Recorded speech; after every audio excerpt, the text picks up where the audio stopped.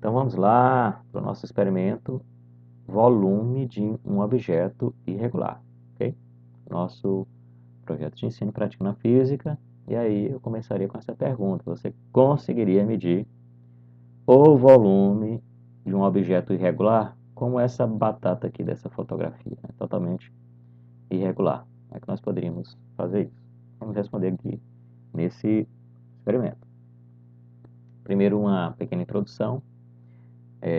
Quando nós estudamos, né, os fenômenos físicos, na observação, na experimentação, nós realizamos medidas, né? Medimos algumas quantidades para caracterizar o fenômeno.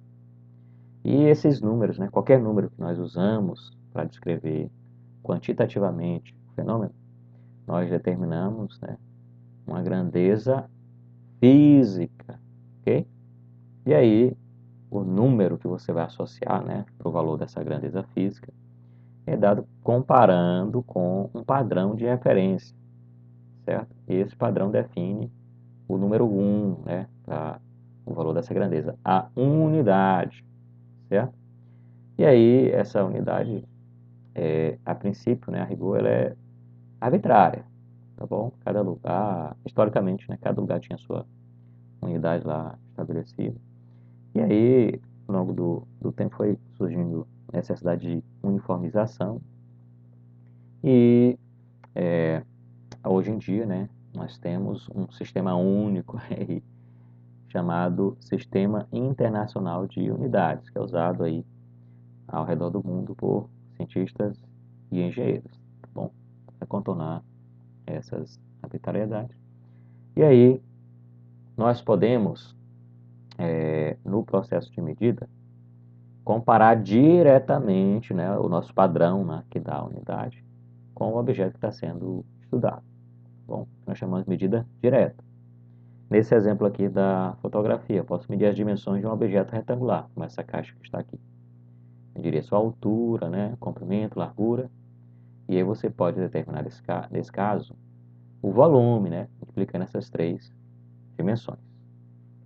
Muito bem, mas se você tiver um objeto irregular, né, como aquela batata lá da nossa fotografia inicial, aí nós teríamos que recorrer a algum procedimento alternativo, tá bom? Não podemos aqui fazer uma medida direta das dimensões, que é por causa da sua irregularidade, né? E aí nós vamos medir uma outra quantidade e a partir dessa determinar, né, a grandeza que nós desejamos. Nós chamamos de medida indireta. Então vamos lá? O objetivo é esse, então. Primeiro nós vamos medir um objeto retangular, tá bom? Medir suas dimensões e determinar o seu volume. É o que nós chamamos de medida direta.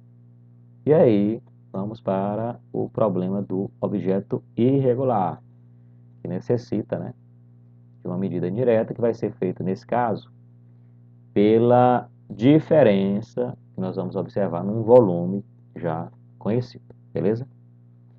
Muito bem, então está aqui o nosso material, vamos usar uma régua, 30 centímetros, um objeto retangular, está aqui na figura uma caixinha de papel, e um copo graduado. Se você não tiver, pode usar um copo comum mesmo, tá? Aqui eu tinha um copo graduado. O nosso objeto irregular vai ser uma batata, que está aqui na figura. E a precisão da nossa medida vai ser dada por uma seringa graduada, né, que está aqui na figura. Muito bem. O procedimento é simples, né? Mede diretamente aí as dimensões, né? Largura, comprimento e altura. E o resultado, como está aí nessas fotografias, está aqui. A largura deu quase 12,5, então eu tive certeza lá de 12 centímetros mais 4 milímetros, eu acrescentei um aqui duvidoso. O comprimento deu quase 13 centímetros, né? Então tenho certeza do 12 mais 9 milímetros, acrescentei um duvidoso. Enquanto a altura, olha só, deu quase centímetro, está aqui na foto. Botei 3 centímetros corretos, mais 9 milímetros corretos e o 8 um algarismo duvidoso, tá bom?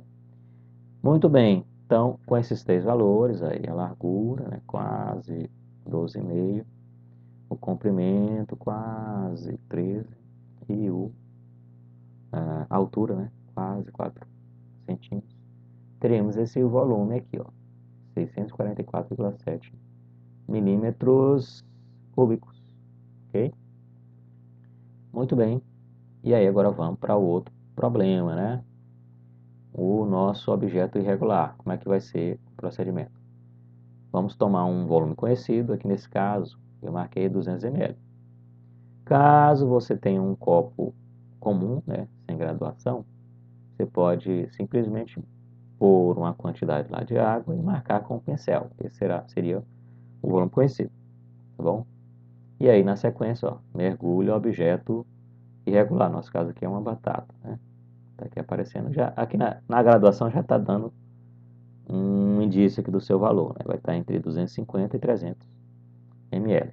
Como é que a gente vai medir aí com maior precisão? Vamos usar a seringa. Olha só. Mergulha lá, retira o excesso. Como aqui só tem 20 ml de capacidade, né? Retirei aqui 20, depois retirei mais 5. E quando eu fiz isso, né? Ou seja, quando eu retirei 25 ml lá do excesso, ainda restou, olha só, 50, né? Pela graduação.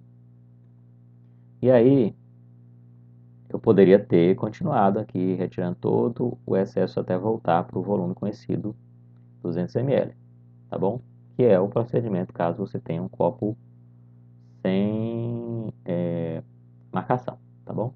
Aqui para facilitar, vamos pegar esses 50 aqui do copo, somar mais os 25 que tá na seringa, e aí você tem, olha só, um volume de 75 ml que foi acrescentado quando você emergiu a batata, né? Esse excedente aí do volume nós vamos associar ao volume da batata, tá bom? Então fizemos aqui uma medida indireta, né? Pelo excesso aqui do volume conhecido, do volume da batata. Seria então 75 ml, ok? Então a conclusão nós chegamos é essa aí. Podemos medir diretamente algumas medidas, algumas quantidades, né? Esse caso aqui foram as dimensões do objeto retangular, largura, comprimento, altura, que nos permite aí obter o volume, ó, 647, aliás, 644,7 milímetros cúbicos. E aí, no caso de um volume irregular, não dá para fazer direto, né? Fizemos indiretamente. Mergulhamos a batata lá no volume conhecido e o excesso, né? A medida indireta do excesso nos deu o volume da batata, né? Usamos para isso uma seringa graduada e encontramos 75 ml, ok? E aí, lembrando nossas referências, nossos livros aí, a coleção do Young, a coleção do Halliday, lá do Ensino Médio tem a coleção da Beatriz Alvarenga, ok? Então vamos lá praticar física.